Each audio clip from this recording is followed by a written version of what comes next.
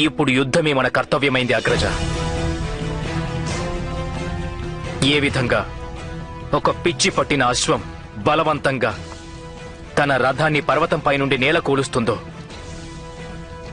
అదే విధంగా దుర్యోధనుడు కూడా సమస్త సమాజాన్ని యుద్ధం వైపుకు తీసుకెళ్తున్నాడు. మనం వానిని ఏ విధంగా నిరోధించగలము?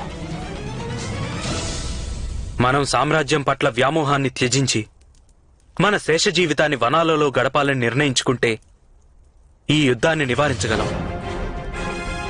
కానీ పాంచాలి పరాభవానికైనా దండించాలి కదా.